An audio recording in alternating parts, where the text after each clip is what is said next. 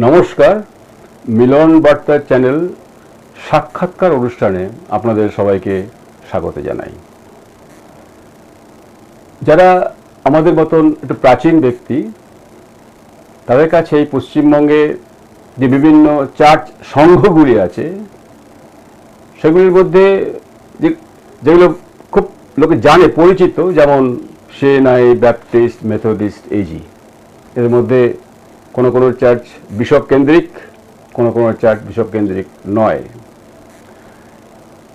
পরবর্তীকালে বিশপ কেন্দ্রিক আরও দু একটি চার্চের নাম আমাদের নজরে এসেছে, যেমন এভেঞ্জেলিক্যাল চার্চ অফ ইন্ডিয়া, যেমন বিলিভার চার্চ অফ ইন্ডিয়া ইত্যাদি। আর এই সমস্ত বিশপ কেন্দ্রিক চার্চের পাশাপাশি বিশপ কেন্দ্রিক নয় এমন যে চার্চ, যেমন ব্যাপটিস্ট, এজি, এর পাশাপাশি পরবর্তীকালে সাম্প্রতিক সময়ে বহু চার্চ সংঘ তারা উঠে এসছে এই বাংলার মাটিতে। তার মধ্যে যেগুলি খুব চোখে পড়ে, যেগুলো খুব মানুষের কাছে পৌঁছে গেছে বা উল্লেখযোগ্য হিসেবে আমাদের কাছে দেখা দিয়েছে, তার মধ্যে একটি হলো ক্রাইস্ট মিশন আশ্রম, ক্রাইস্ট মিশন চার্চ আশ্রম চার্চ। তো আমরা আমাদের সেই বিষয়ে যাব, তার আগে যে বিষয়টি বলার, যে আমরা চাইছি যে বর্তমান সময় যে খ্রিস্ট মণ্ডলীর যারা পৌরোহিত নেতৃত্ব এবং বিশিষ্ট ব্যক্তিত্ব, তারা এই সময় খ্রিস্টমণ্ডলী, খ্রিস্ট সমাজকে নিয়ে যে ভাবনা চিন্তাগুলি করছেন, সেইগুলিকে একটা জায়গায় নথিবদ্ধ করা, ধরে রাখা, সেদিকে লক্ষ্য রেখেই আমরা বিভিন্ন যে চার্চ সংঘের যারা প্রধান এবং বিশিষ্ট ব্যক্তিত্ব, তাদের আমরা সাক্ষাৎকার দিচ্ছি এবং সাক্ষাৎকারের ভিত্তিতেই আমরা এই সময়টাকে আমরা তুলে ধরার রেখার চেষ্টা করছি। তো আজকের আমাদের সেই পর্বের যে অনুষ্ঠান, সেই পর্বে এই অনুষ্ঠানে উপস্থিত হয়েছেন আমাদের ক্রাইস্ট মিশন আশ্রম চার্চের যিনি প্রতিষ্ঠাতা এবং পরিচালক, রেভারেন্ড ডক্টর সুকৃত রায়। নমস্কার। নমস্কার। যে রেভারেন্ড সুকৃত রায়, আপনার যে মণ্ডলী নাম ক্রাইস্ট মিশন চার্চ আশ্রম, এটা কোন সময় এটা প্রতিষ্ঠা হয়? আমরা এখানে আমাদের মিশনের কার্য আরম্ভ করেছি 1987 সাল থেকে। 87 সাল থেকে, মার্চ মাসের 1 তারিখ থেকে। আচ্ছা, যেটা আমাদের অনেকে জানতে আগ্রহী হবেন যে কিভাবে এই নতুন একটা মণ্ডলী সংঘ প্রতিষ্ঠা করার দিকে আপনি এগোলেন? আমি ছোটবেলা থেকেই খ্রিস্টান ঘরে জন্মগ্রহণ করেছি, প্রভুকে ভালোবাসতাম, এবং তারপরে যখন আমি কলেজে ফার্স্ট ইয়ার ছিলাম, তখন আমি রিয়েলি প্রভুকে ব্যক্তিগতভাবে আমার জীবনে ত্রাণকর্তা, মুক্তিদাতা বলে জানতে পারি। আমাকে বাক্য দেন বিভুরঞ্জন সরকার মহাশয়, এবং সেই দিনেই যখন আমি জানতে পারি, উনি আমাকে প্রশ্ন করেছিলেন যে সুকৃত, তুমি কি নূতন জন্ম পেয়েছ? আমি উত্তর দিতে পারিনি। ছোটবেলা থেকে মানুষ হয়েছি, প্রভুকে ভালোবাসতাম, চার্চে যেতাম, সব কিছু করতাম, কিন্তু নূতন জন্ম কি আমি তা জানতাম না। এবং উনি যোহন 3 অধ্যায় 3 পদ থেকে আমাকে বলেছিলেন, নূতন জন্ম না হইলে কেউ ঈশ্বরের রাজ্যে প্রবেশ করিতে পারে না। মানে দ্যাট ওয়াজ এ কল, ওটাই ডাক। এবং সেই সময় উনি আমাকে এক্সপ্লেন করেন বাইবেল থেকে যে কি করে নতুন জন্ম পাওয়া যায়, এবং 3 অধ্যায় 5 পদেও এই কথা লেখা রয়েছে। যখন নিকোদেমও বুঝতে পারিনি, তখন নিকোদেমকে যিশু বলেছিলেন যে কি, সত্য সত্য আমি তোমাকে বলিতেছি যে জল ও আত্মা হইতে যাহার জন্ম না হয়, সে ঈশ্বরের রাজ্যে প্রবেশ করতে পারে না।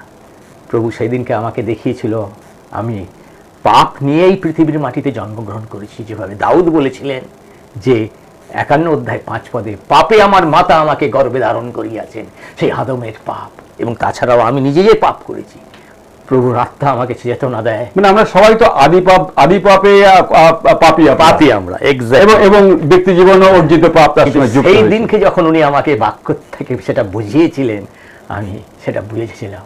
আমি হাঁটু গেড়ে সেদিনকে আমি আমার জীবন প্রভুকে সমর্পণ করেছিলাম, প্রভুর আনন্দে পূর্ণ হয়েছিলাম। সেদিনকে তিনি আমার মাথায় হাত রেখে প্রার্থনা করেছিলেন, তখন আমি মাত্র 17 বছর বয়স কি 18 বছর বয়স হবে, ফার্স্ট ইয়ার কলেজে। তা তখন তিনি বলেছিলেন, এই যুবককে প্রভু তুমি আশীর্বাদ করো, সে যেন এই দক্ষিণ 24 পরগনা, পশ্চিমবাংলার বিভিন্ন ডিস্ট্রিক্ট, ভারতবর্ষের বিভিন্ন জায়গা, বিশ্বের মধ্যে যেন তোমার কথা বলে। আমি কোনোদিন ভুলিনি। এবং তারপরে তিনি আমাকে বাপ্তিস্ম দিয়েছিলেন। মানে মানে দ্বিতীয় বাপ্তিস্ম, এর আগে আপনার বাপ্তিস্ম হয়নি? না, ও আচ্ছা আচ্ছা, বুঝলাম। তার আগে আমার বাপ্তিস্ম হয়নি। তখনই তিনি আমাকে জলে বাপ্তিস্ম দিয়েছিলেন তারপরে। এবং তারপরে আমি বড় হই এবং আমার হৃদয়ের মধ্যে তখন থেকে প্রভু কাজ করতে আরম্ভ করে। যে মণ্ডলীতে গড়ে উঠেছি, যুবকদের মধ্যে আমি কাজ করেছি, কলেজেও ছাত্রদের মধ্যে, বন্ধুদের মধ্যেও আমি কাজ করেছি।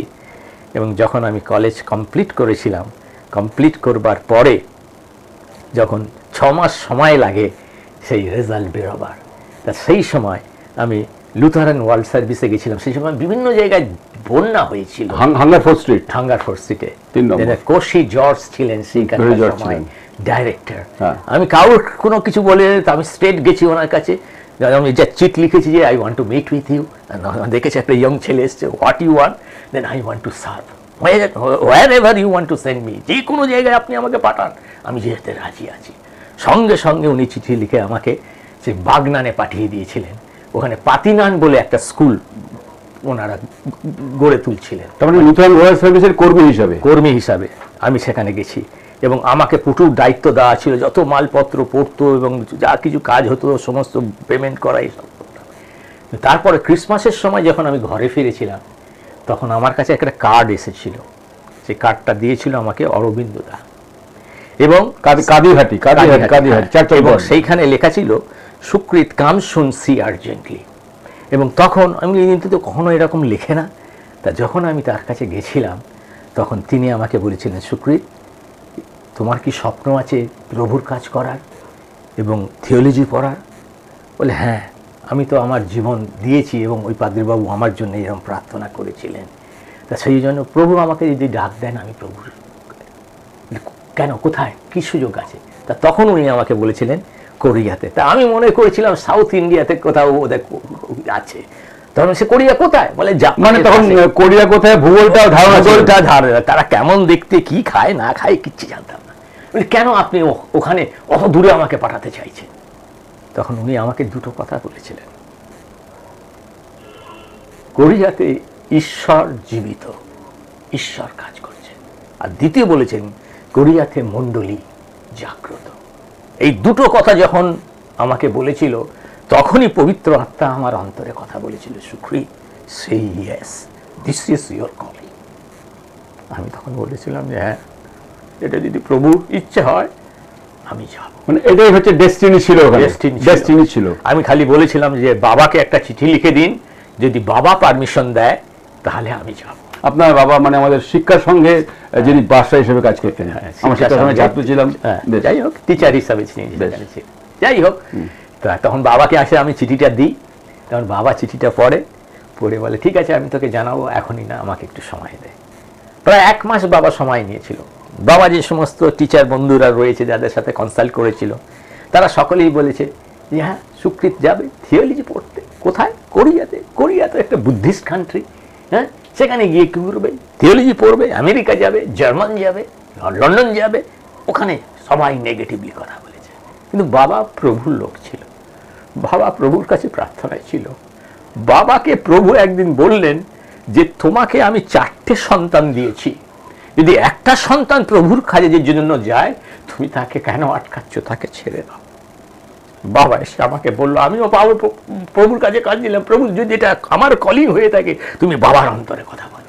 1 মাস পরে বাবা বললো, সুকৃত, তুই বাস্কো বেডিং প্যাক কর, তুই যেতে পারিস। আমি তখন বাস্কো বেডিং প্যাক করে সম্পূর্ণ অপরিচিত জায়গা, একটা ভাষা জানি না, একটা লোক কেমন দেখতে জানি না।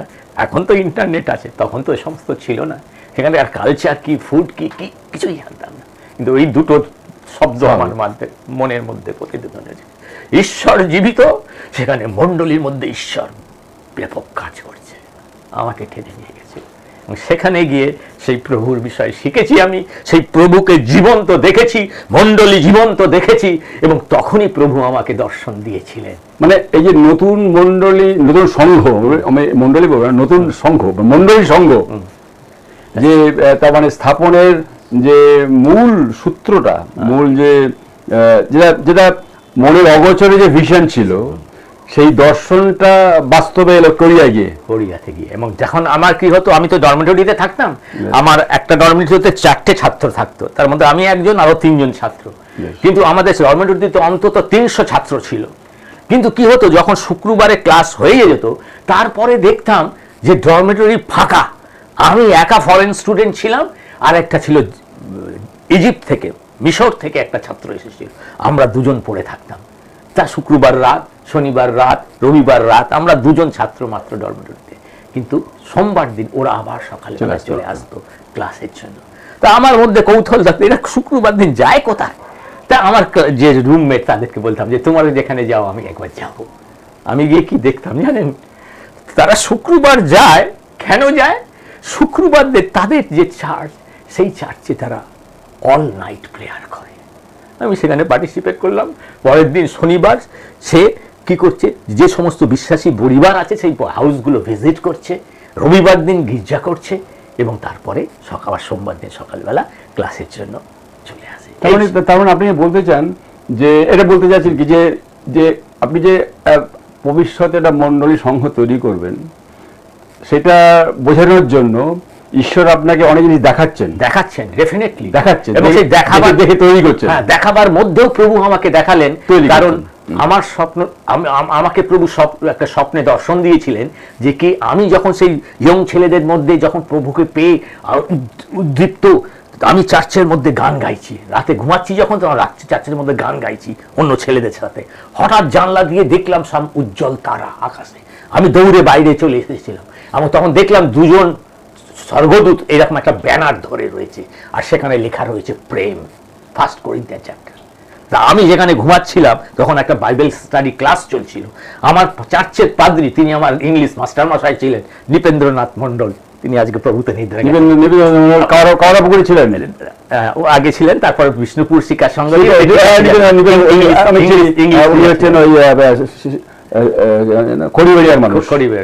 তারপরে উনি আমার পাশে শুয়েছিলেন। যখন আমি ঘুম ভেঙে গেছে, আমি উঠে লাইট জ্বেলেছি, আমি পড়ছি 1 করিন্থীয় 13 অধ্যায়। তখন বলছি, সুকৃত এখন রাত 2টো বাজে, তুই এখন আলো জ্বেলে করছিসটা কি? তখন বলছি, আমি একটা স্বপ্ন দেখেছি। তখন উনি উঠে পড়েছেন বিছানার পরে, কি স্বপ্ন দেখেছিস বল রে বাবা? আর তখন আমি বলেছিলাম যে এইটা আমি দেখেছি। তখন বলে, আয় বিছানা থেকে নেমে আয়। আমরা দুজনেই ছিলাম রুমে। উনি বললেন, বিছানা থেকে নেমে আয়। দুজন খাটের মাঝখানে সেই ফ্লোরে বসে আমরা হাঁটু গেড়ে উনি প্রার্থনা করলেন আমার জন্য। প্রার্থনার পরে আমাকে বললেন, সুকৃত, তোর জীবন সম্পর্কে হয়তো ঈশ্বরের কোনো পরিকল্পনা আছে। কখনো তোকে যদি ঈশ্বর ডাকে, তুই কিন্তু ঈশ্বরের কথায় সাড়া দিবি।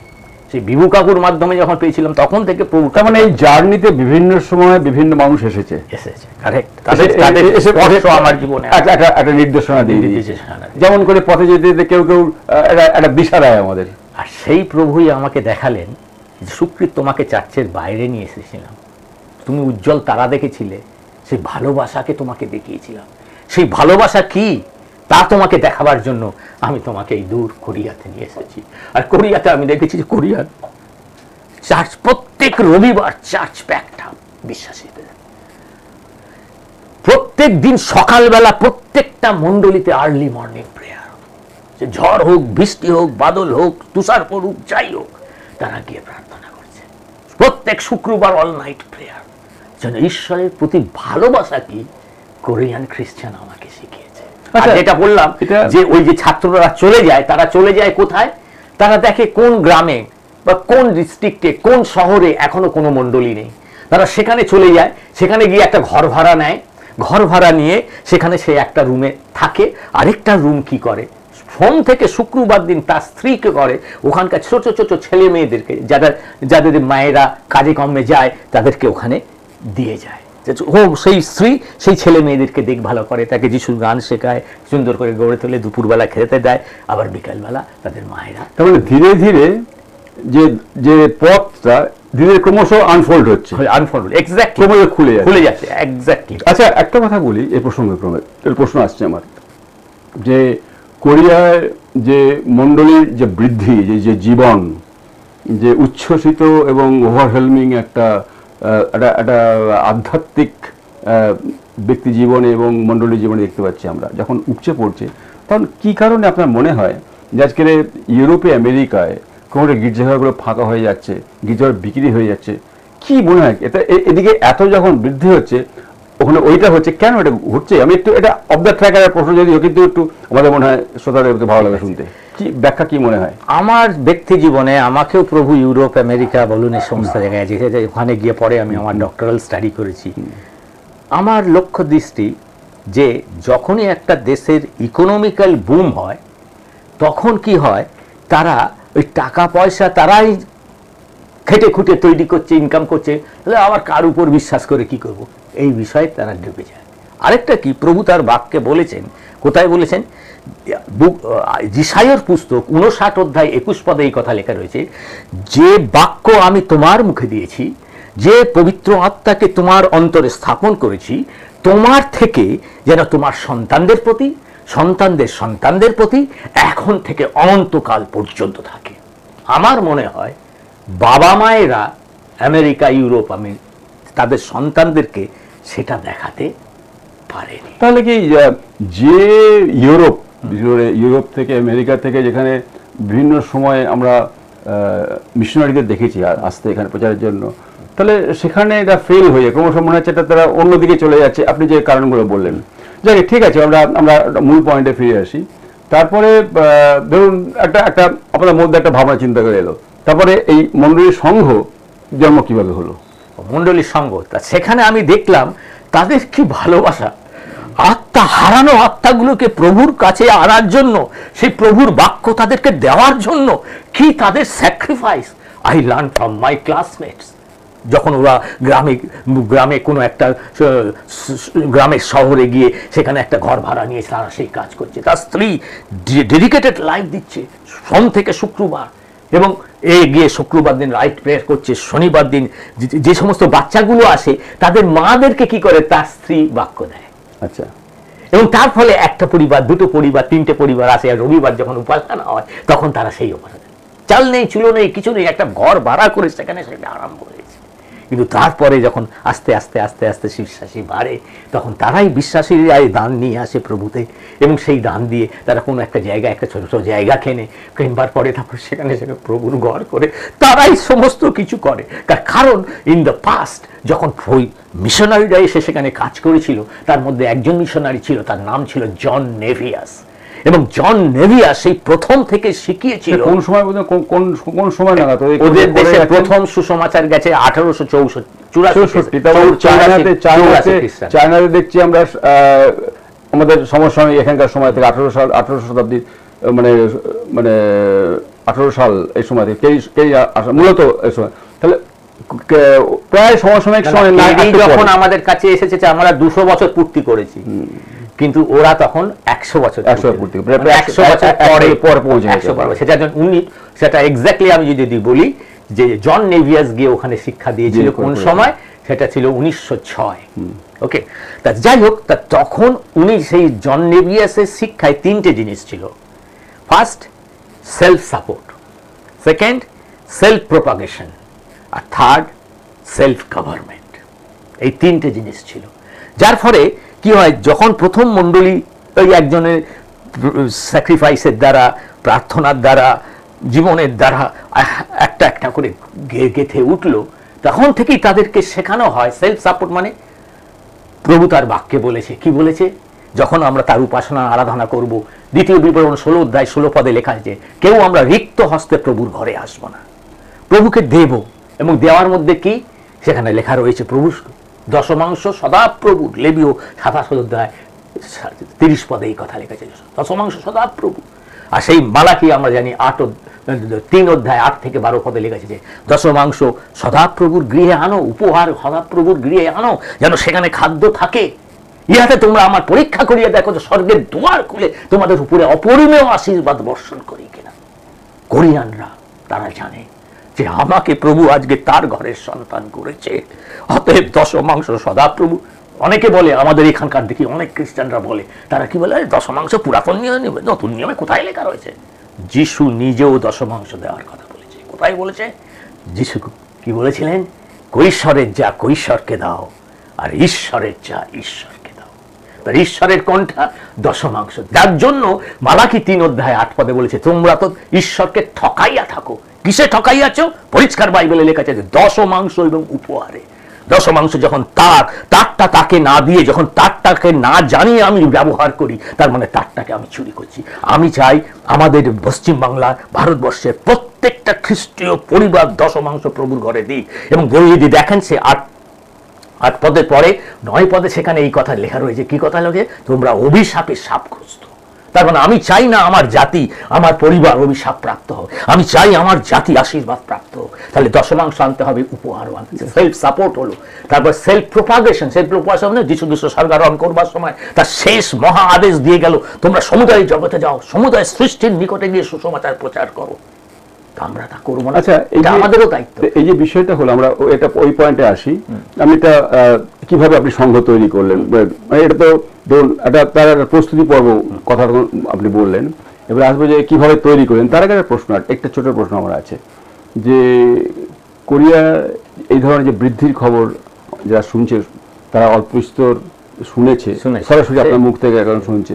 আচ্ছা, কোরিয়াতে বেসিক্যালি খ্রিস্ট ধর্ম আসার আগে ওখানকার ধর্ম কি ছিল? ওখানে কোরিয়াতে মেনলি 3 ধরনের লোক ছিল। এক মেনলি বুদ্ধিস্ট ছিল, ধরুন তখনকার সময় 40% ছিল। এছাড়া সামানিজম, সেইখানকার অরিজিনাল ধর্ম, মানে লাইক মিস্টিসিজম, সামানিজম। আরেকটা ছিল এথিস্ট। এথিস্ট মানে যাদের কোনো ধর্ম না। তাহলে মানে ধর্মীয় ব্যাকগ্রাউন্ডটা খুব ইম্পর্টেন্ট কোনো দেশের, মানে ধর্মীয় যে উত্তরাধিকার, যে ধরুন ভারতবর্ষ, ওটা একটু ডিফারেন্স আছে, একটু অন্য ধরনের আছে। যাক, এটা পয়েন্ট যাক। এখন বিষয়টা যেটা মূল বিষয় বলুন, যে এই যে প্রস্তুতি পর্ব আপনি শুনলেন, যে আপনার মধ্যে দিয়ে কিভাবে প্রস্তুত করেছেন, আপনাকে দেখিয়েছেন কিভাবে করতে হয়, এবারে মন্ডলীটা তৈরি করলেন কিভাবে? সেইটা আমার স্বপ্ন ছিল, যে আমাকে প্রভু নিয়ে গেছিলেন কোথায়? কোরিয়াতে। তা প্রভু বললেন, এই প্রেম কি সেটা আমি তোমাকে দেখিয়েছি। ওকে, কোরিয়ান খ্রিস্টান ভাই বোনদের জীবনের দ্বারা মন্ডলীর মাধ্যমে দেখিয়েছে। এবার এই প্রেম আমি দেখার পরে আমি কি করেছিলাম, চার্চের মধ্যে যে ইয়ং ছেলেরা ছিল তাদের কিন্তু তাদের বাইরে আয় বাইরে আয়, তখন তাদের কাঁধে এরকম হাত দিয়ে আমরা এক দেখছিলাম। তখন আমার ঘুম ভেঙে গিয়েছিল। তখন প্রভু আমাকে বলল, তুমি সুকৃত ফিরে যাও, তোমার দেশে ফিরে যাও, সেই যুবক ছেলেদেরকে ডাকো, তাদেরকে তৈরি করো, এই ভালোবাসা তাদেরকে দেখাও, এবং সেই ভালোবাসার কথা অপরজনকে দিয়ে সেখান থেকে আপনার এখানে কাজ করতে গেলে একটা সংস্থা করতে হবে। কেননা আমি তো মানে বিনা সংস্থায় যদি আমি গিয়ে কাজ করি, সেজন্য প্রথমে আমি যখন এখানে এসেছিলাম, first day it was to form Christ Mission Ashram. 1987 সালের মার্চের 1 তারিখ আমাদের ফাউন্ডেশন। আচ্ছা, তো সেইখানে দাঁড়িয়ে যদি 87 সাল হয়, 13 আর এখানে 23, তখন আপনার 36 বছর হয়ে গেল। এই 36 বছর আপনার যে জার্নি, যে মানে প্রতিষ্ঠাতা এবং পরিচালক হিসাবে, এখন আপনার মণ্ডলীর সংখ্যা কত?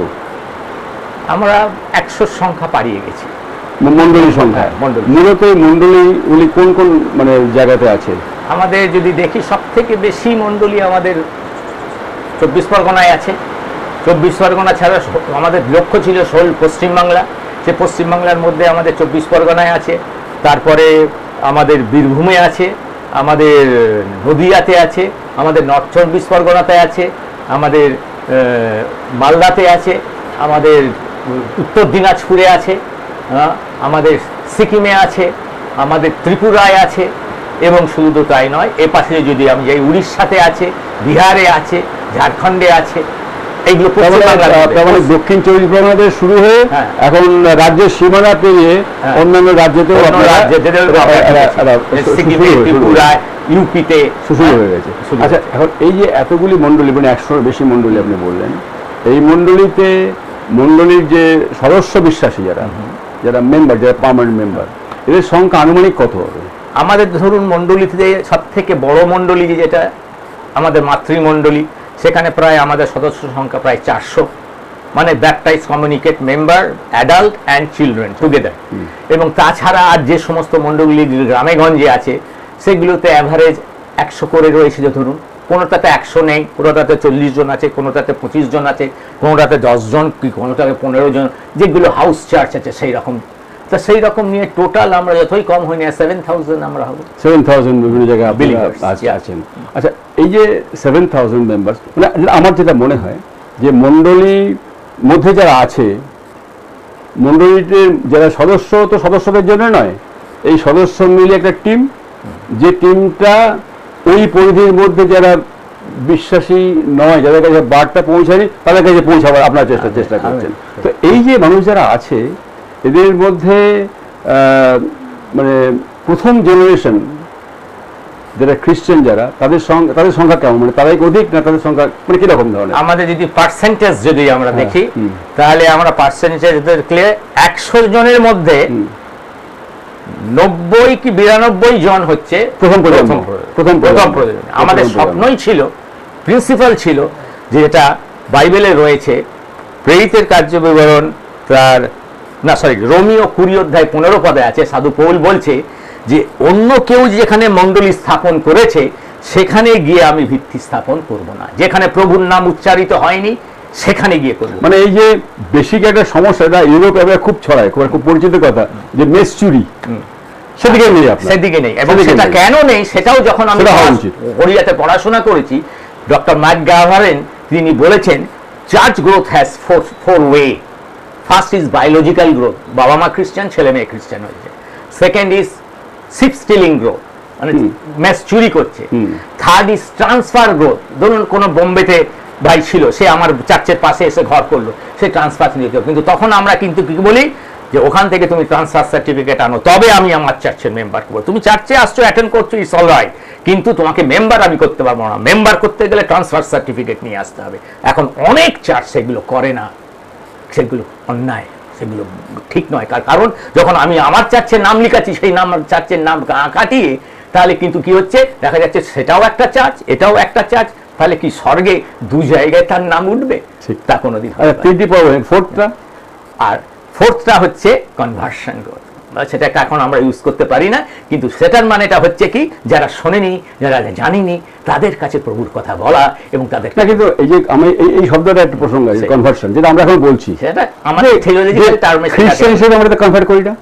না, আমরা কনভার্ট করি না। আচ্ছা, এই মত কি মনে হয় যে খ্রিস্ট তো কোনো ধর্ম নয়, খ্রিস্ট ধর্ম প্রচার করেননি, খ্রিস্টটা বিশ্বাস, তাহলে আমরা কনভার্ট করছি না, আমরা কনভার্ট করছি না, যে ভালোবেসে সচেতনভাবে এগিয়ে আসছে আমরা তাকে গ্রহণ করছি।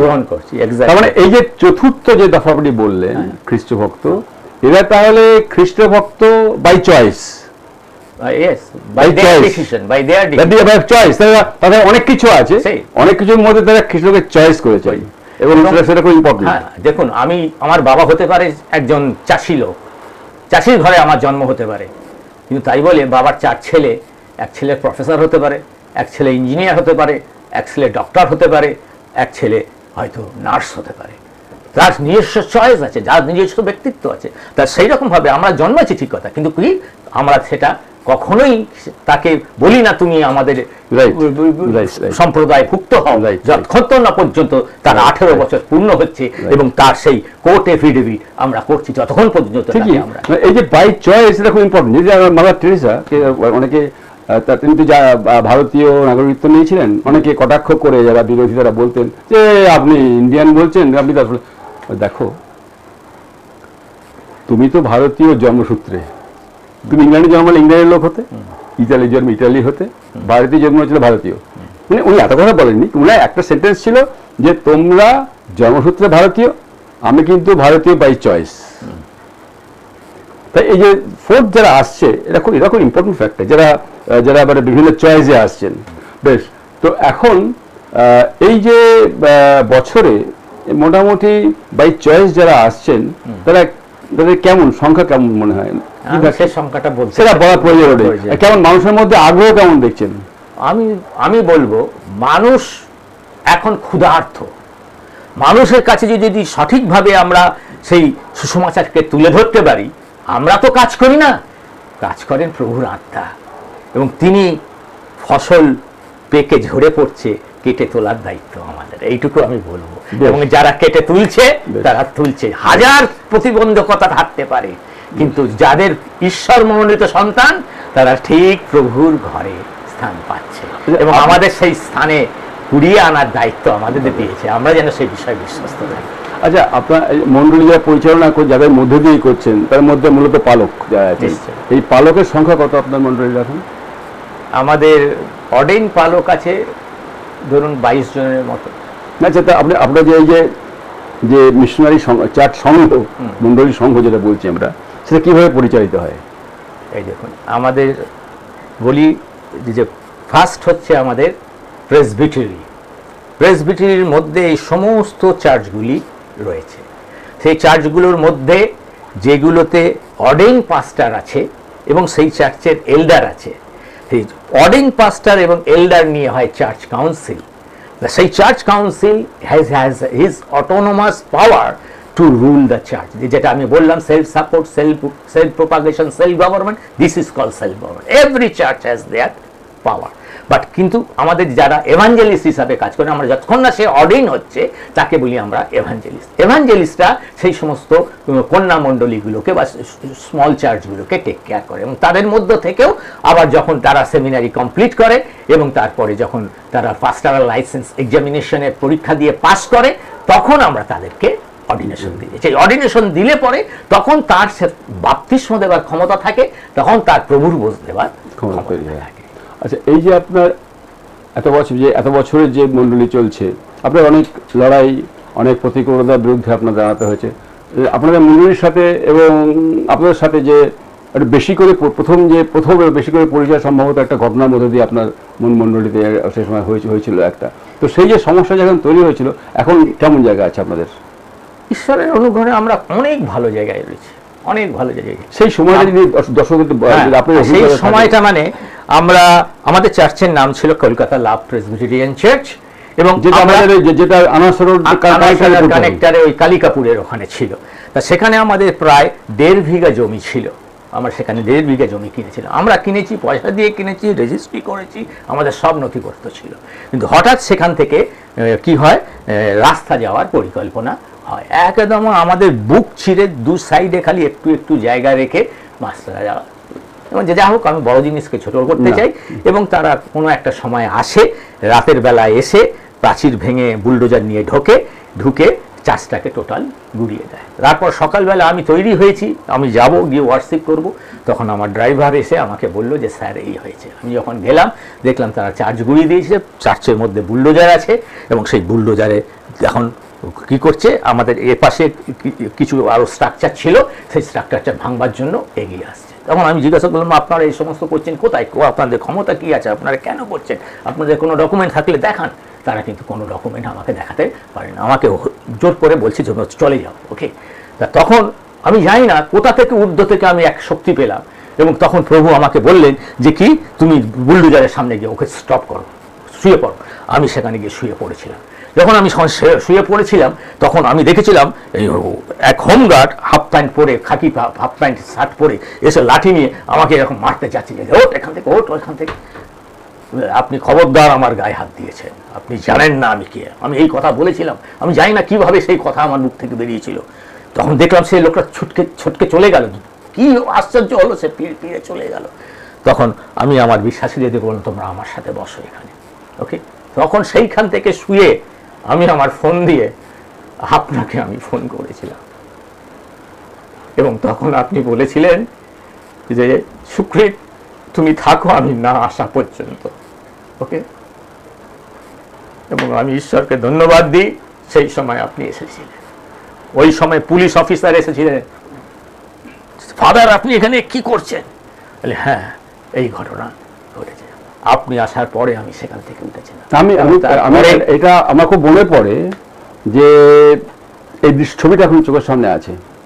আমি যখন ওখানে গেলাম তখন দেখলাম যে বুলডোজারের সামনে শুয়ে আছেন। এটা মণ্ডলীর সংগঠক, মণ্ডলীর যে সংঘের প্রধান, মণ্ডলীকে বাঁচাবার জন্য শুয়ে আছেন বুলডোজারের সামনে। এটা কিন্তু একটা আমাকে সঙ্গে সঙ্গে ইমপ্রেস করলাম, মানে ভেতরে আসলো যে কতখানি ভালোবাসা থাকলে, জোর থাকলে বুলডোজারের সামনে শুয়ে পড়া যায়। এটা এটা এই রক্ষা দূর থেকে অনেকে বলতে পারে। আমরা তো 30 বছর তো অনেক অভিজ্ঞতা হলো, যখন মানুষ যখন বিপদে পড়ে তখন তাদের প্রধানরা দূর থেকে বলে তোমরা প্রার্থনা করো, নিজে যায় না। কিন্তু আপনাকে দেখেছিলাম সেদিনকে নিজে ব্যক্তিগতভাবে অন্যরা পেছনে, সেনাপতিরা পেছনে থাকে কিন্তু আপনি সামনে, এটা ইমপ্রেস করেছিল। তো এখন এই যে সমস্যাটা, এখন আপনাদের যে বিকল্প যে অবস্থা হয়েছে, সেই বিকল্প অবস্থাটা ভালো হলো না খারাপ হয়েছে? প্রভু ধন্যবাদ, দু হাত তুলে ধন্যবাদ দিই প্রভু। তার কারণ কি, সেই ঘটনার পরে প্রভুর অনুগ্রহে আপনি আমাকে সুযোগ দিয়েছিলেন, আপনারা স্প্ল্যানেডে একটা বড় মিটিং করেছিলেন এবং সেই মিটিংয়ে আমাকে দুটো কথা বলতে দিয়েছিলেন। আমি বলেছিলাম, তাছাড়া আমি প্রার্থনাও করেছিলাম, সত্যি কথা বলছি। দেখুন, এবং আমরা কিন্তু বুলডোজার দিয়ে ভেঙেছে, সবকিছু করেছে, কিন্তু তা সত্ত্বেও আমরা কি করেছিলাম, ওখানে টেন্ট খাটিয়েছিলাম, টেন্ট খাটিয়ে ওখানে আমাদের উপাসনা চালিয়েছে। একটা রবিবারও আমরা উপাসনা সেখানে মিস করিনি, একটা রবিবারও মিস করিনি আমরা। এবং সেই সময় 1 মাস পরে যখন আমি পুলপিটে উঠে হবে দাঁড়াতে যাচ্ছি যে সাইলেন্ট প্রেয়ার দিয়ে আরম্ভ করব, এক দমকা হাওয়া বইল। হাওয়া বলতে কি হলো, ফুলদানিটা পুলপিট থেকে পড়ে গেল তলায়। আমি পুলপিটে যে হাঁটু গেড়ে প্রার্থনা করছিলাম, আমি তুলে আবার রাখলাম আর প্রভুকে বললাম, প্রভু তুমি এত কষ্ট দিচ্ছ কেন? তখন প্রভু বললেন, উঠিয়া গাঁথো। এই কথা প্রভু আমাকে দেখালেন। এবং তখন আমি কিচ্ছু বলিনি, আমি উপাসনা শেষ করেছি এবং লাস্টে অ্যানাউন্সমেন্টের সময় আমি কংগ্রিগেশনকে বলেছি যে দেখুন এই সময় এই হয়েছিল। আমি যখন প্রভুর সাথে কথোপকথন করছি, প্রভু আমাকে বলছে যে তুমি উঠিয়া গাঁথো, পাশে তো জায়গা আছে, রাস্তা গেলেও তো জায়গা থাকবে, আপনারা কি চান? তখন ওনারাও বললেন, let us go and build। যেটুকুনি জায়গা আছে সেটুকুনি আপনারা করলেন। হ্যাঁ, সেইটুকুর উপরেই আমরা পরের দিন থেকে বললাম যে ইট ভেঙে দিয়েছে, চার্চ ভেঙে দিয়েছে, সেই ইট থেকে আমরা বালি সিমেন্ট ছাড়ি। না, চার্চ তো ভাঙেনি, চার্চ ভেঙে দিয়েছে, ভেঙেছে বিল্ডিংটা, চার্চ ভাঙেনি, বিল্ডিংটা ভেঙেছে, সেই ইট বালিপাত নিয়ে আমরা আবার। আচ্ছা, এই যে ওখানে যে চলে গেল, আপনার ওখানে কত জমি ছিল বললেন? 1.5 বিঘা জমি। 1.5 বিঘা ছিল। তো এই যে ওখান থেকে চলে গেল, এর বিকল্প জমি আপনাদের কি সরকার পক্ষ থেকে দেওয়া হয়েছিল তেমন কিছু? হ্যাঁ, আমি আপনাকে বলবো, সেটাও একটা সাক্ষ্য। সে সাক্ষ্যটা কি? সেটা হচ্ছে সেই দিনকে 4টের সময় আমাদের ইংলিশ সার্ভিস শেষ হয়েছে। তার আগে আপনি বোধহয় নিয়ে এসেছিলেন বিভিন্ন টিভি চ্যানেলের লোক, আমি কারোর সাথে কথা বলিনি। আমি আজকে উপাসনার দিন উপাসনা করবো, রবিবারে ভেঙেছিল সেটা। কিন্তু তা 4টের পরে তখন ছিল স্টার আনন্দ, এখন বোধহয় এবিপি আনন্দ হয়েছে। তখন ওই সুমন ভাই আমাদের ওখানে এসেছিল, এনে বলছে যে পাদিবাবু কিছু একটা বলুন, কিছু একটা বলুন, 6 o'clock নিউজে আমরা দিতে চাই। তখন উপাসনার পর প্রভু আমাকে অনেক ঠান্ডা করেছে। তখন বললো যে হ্যাঁ ঠিক আছে, চিরাগ কি চাও বলো। তখন ওই ভাঙা চার্চের উপরে আমাদের ক্রসটা নিয়ে গিয়ে এক পাশে রাখলো, আমাকে দাঁড় করালো, বললো পাদিবাবু বলুন আপনি যা বলতে চান। সেই ছবিটা কাগজে ছিল, এখনো কাগজে এখনো আছে। তখন আমি মাথা নিচু করে প্রভুকে জিজ্ঞাসা করেছিলাম, প্রভু কি বলবো, 1 মিনিটের মতো। তখন প্রভু বললেন, জগৎ কি আমার প্রতিও তদ্রূপ করেনি? আমাকে ক্রুশে কি বিদ্ধ করে মারেনি? আমাকে কবরপ্রাপ্ত করেছে, কিন্তু কবরে কি আমি ছিলাম চিরদিন? আমি সেখান থেকে পুনরুত্থিত কি হয়নি? প্রভু আমাকে সেই বার্তা দিলেন, পুনরুত্থানের বার্তা। আমি যখন মুখ তুলে কথা বলতে লাগলাম, আমি কারোর বিরুদ্ধে কোনো কথা বলিনি, আমি খালি সে যিশুর কথা সেখানে বলেছি। দেখুন, এই চার্চের ফাউন্ডার আমি নয়, সংগঠক এই সমস্ত আমরা বলতে পারি, কিন্তু রিয়েল সংগঠক হচ্ছে ত্রাণকর্তা, কারো মধ্য দিয়ে হয়, কারো মধ্য দিয়ে হয় প্রভু যীশু খ্রিস্ট। তিনি এই মণ্ডলী স্থাপন করেন, এই মণ্ডলী তার। আর তার প্রতি জগৎ একদিন কি করেছিলেন, ক্রুশে বিদ্ধ করে মেরেছিলেন। আর তখন যিশু সেই ক্রুশের উপর থেকে কি বলেছিলেন, পিতা ইহাদিকে ক্ষমা করে দাও। আজকেও আমি যারা এই সমস্ত কাজগুলো করেছে, হয়তো যে সমস্ত মুসলমানরা এসব ভেঙেছে, তারা হয়তো অর্থের জন্য করেছে, তাদেরকে আমি ক্ষমা করে দিলাম। এবং এই চার্চও তাদের জন্য। না, আমি বিকল্প ল্যান্ড পেয়েছেন কিছু, কত ল্যান্ড পেয়েছেন সেখানে? এবং তারপরে এই রকম জায়গায় যখন উপাসনা করছিলাম, এবং তারপরে কি হলো যে আমার কাছে হঠাৎ একদিন টেলিফোন আসলো, মাসখানেক পরে টেলিফোন আসলো যে কি সুকৃত পাদ্রীবাবু আপনি আসুন, আপনার সাথে আমাদের কেএমডি এর তখন যিনি ছিলেন, মন্ত্রী ছিলেন, কেএমডি কাছে আমাদের অনেক মেমোরেন্ডাম আছে সেই সময়, উনি আপনাকে ডেকেছেন, রাইটার্স বিল্ডিং আপনাকে যেতে হবে। মানে ঠিক আছে, কখন, কোথায়? তা আমি গেলাম সেখানে। তা সেখানে যখন আমি গেছিলাম, সেটাও একটা ইতিহাস আমি বলি। যখন গেলাম তখন আমি বলছি, হ্যাঁ আমরা চিন্তা করেছি আপনাকে অল্টারনেটিভ জমি দেব। তা তখন উনি বললেন, আমি জিজ্ঞাসা করলাম কোথায় দেবেন, তখন বললেন যে অ্যাক্রোপলিস মলের একটু পাশে। ঠিক আছে, মানে কতটা জমি দেবেন আপনারা? তখন ওরা বললেন আমাদের ওখানে একটা প্লট আছে, সেখান থেকে আপনাকে 13 কাঠা জমি দেবো। তখন আমি, আমার ওখানে 1.5 বিঘে জমি ছিল, তার মধ্যে আপনারা প্রায় 1 বিঘের বেশি জমি আপনি নিয়ে নিলেন, হ্যাঁ, আর ওখানে পড়েছিল মাত্র 7 কাঠা। তার মানে রিয়েলি ওরা নিয়েছে কত কাঠা জমি? 2 বিঘে, মানে 30 কাঠার মধ্যে 7 কাঠা আছে, 23 কাঠা জমি নিয়েছে, 1 বিঘের বেশি জমি নিয়েছে। আর আপনি দেবেন ওই 13 কাঠা? ওতে আমার হবে না, আমি সোফা থেকে উঠে যাব। তখন ওখানে আমার পাশে কান্তিবাবু বসেছিলেন, আর ওই যে তখন সময় যে চেয়ারম্যান ছিল, যিনি শিলিগুড়ি মেয়র ছিলেন, কি ওই অশোক ভট্টাচার্য, তখন আমি উঠে বলছি না আমি ওইটুকু উঠে চলে যাচ্ছি। তখন উনি আমার হাত ধরেছেন, ধরে আমাকে আপনি বসুন বসুন, আপনি ওখানে কী করতে চান? তখন বলছি ওখানে আমার এত শত কিছু কাজ করার ইচ্ছা রয়েছে, আপনি খালি ওইটুখানি জমি দিচ্ছেন কেন? তখন বলছি আপনি পাশে বাড়তে না পারেন, আপনি উপরে বাড়বেন। তখন বলছে, আমি যখন বলছি উপরে আপনারা কত তলা পর্যন্ত ইয়ে দেবেন, মানে পারমিশন দেবেন? বলে হ্যাঁ, ওখানে আমরা আপনাকে 5 তলা পর্যন্ত দিতে হবে। ওই বলার পরে আমি বসে গেলাম। তখন সেই পরে লোকেশন ভ্যালু আছে, লোকেশন ভ্যালু। তাহলে দেখুন এই যে টোটাল ব্যাপারটা, এই যে একবার শেষ পর্যন্ত আসা যায়, ঈশ্বরের পরিকল্পনাটা মাঝপথে বোঝা যায় না, সেই পথের শেষে বোঝা যায়। তাহলে এই যে টোটাল জিনিসটা হয়ে গেল, তাহলে আর যারা ছিল তাদের উপলক্ষ, কিন্তু ঈশ্বরের পরিকল্পনা ছিল দেখো কোথা থেকে কোথায় চলে গেলেন আপনারা। ফলে শেষ পর্যন্ত সর্বক্ষণে দেখা গেল যে ঈশ্বরের যে পরিকল্পনায় জয়ী হলো, এবং সেটাতে আপনার মিনিস্ট্রিটা আরো বেটার, দুটো জায়গায় লোকেশন হলো, কলকাতা দুটো জায়গায় লোকেশন পেয়ে আরো বৃদ্ধি পেল। আমি চিরকৃতজ্ঞ আপনার উপরে। সেই সময় আমাকে চিঠিপত্র লিখে আমাকে সাহায্যও করেছিলেন, মানে আইনি চিঠিপত্র সমস্ত ব্যাপারে। আমাকে বলবেন না, আমাদের সংগঠনের মহাশয় কিন্তু আছেন, না সংগঠনের সবাই আমার সঙ্গে ছিল, আমি হয়তো নিমিত্ত মাত্র আপনার সঙ্গে বলেছি।